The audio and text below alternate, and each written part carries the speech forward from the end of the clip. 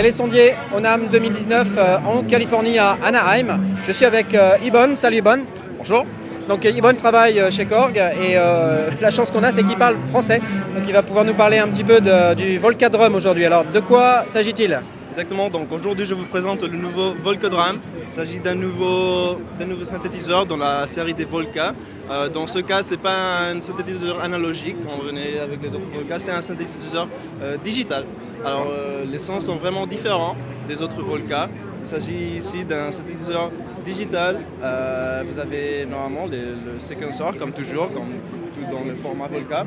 Ce qui est différent dans ce Volca, c'est que vous avez des sons un peu différents. C'est pas vraiment le concept, vous avez le Volca Sample, vous avez le Volca Beats, c'était dans un peu analogique, rythme analogique. Là vous avez vraiment des rythmes digitaux et ça vous permet de faire des trucs vraiment différents que c'était pas possible avec d'autres Volca jusqu'à...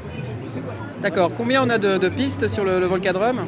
Donc vous avez 6 tracks différentes et ces 6 tracks ont 2 layers différents pour faire vos sons.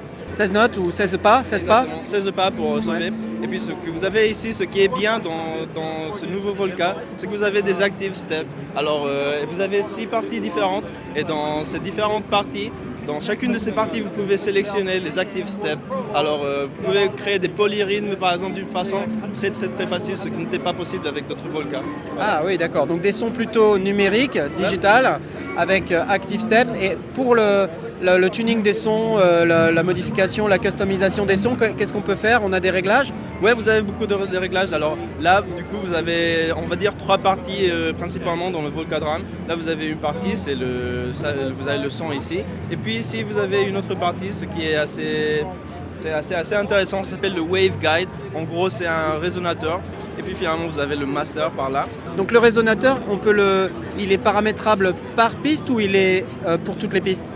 C'est pour toutes les pistes, mais vous pouvez sélectionner quelle partie de chaque piste vous voulez envoyer. Alors si vous avez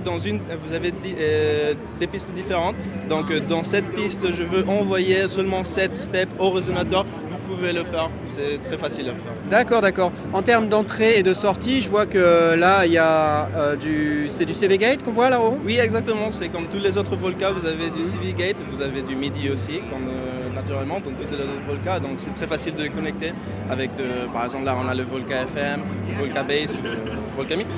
Super, et nous, au niveau de la disponibilité, c'est maintenant, c'est plus tard ? Ça va être vraiment, je pense que ça va être février, mars, un truc comme ça.